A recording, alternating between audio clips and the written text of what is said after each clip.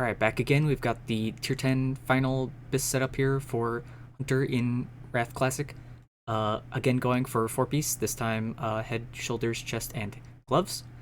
We've got Rhyme Tooth pendant in over the neck.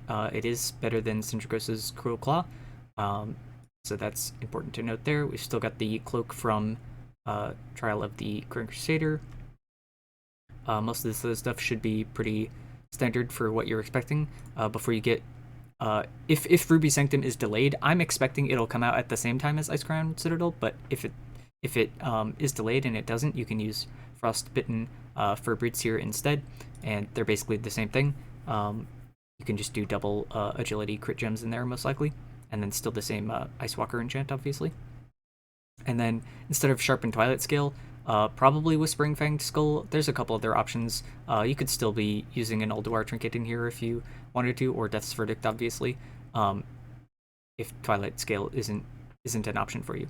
But yeah, going over the gems and stuff again, we're gemming Armor Pen now. It is worth more than Agility once you get up to near Armor Pen cap. We're sitting at 1395 and just under the hit cap of 164 here.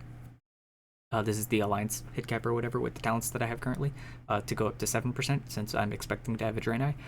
However, this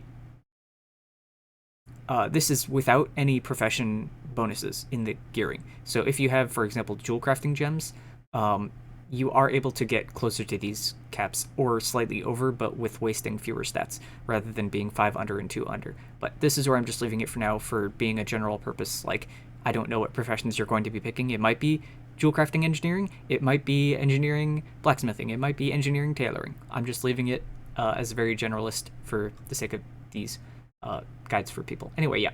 So again, gemming yellow in the neck there. Red gem, double red gems in the chest piece. Red gem in the bracers. Triple red in the sword. The sword, or the, sorry, not the sword, the polearm, the two-hander. And the legs are kind of interchangeable here of which one you want to get the socket bonus on. They're both 8 agility. You put a Nightmare Tear and a yellow gem in one of them, and you do triple reds in the other. They're kind of interchangeable, doesn't matter. Eventually, also for ICC, notably, with your weapon here. Currently, I have Massacre on here. I forget the name of the enchant, but it's Scourgebane, I want to say? Yeah. So increases attack power against undead by 140. So for ICC specifically, you eventually will want to get a second Oathbinder and have one with Massacre and the other with Scourgebane on it for when you're fighting undead. Just a minor min-max thing here, but Massacre is kind of the more generalist option, obviously.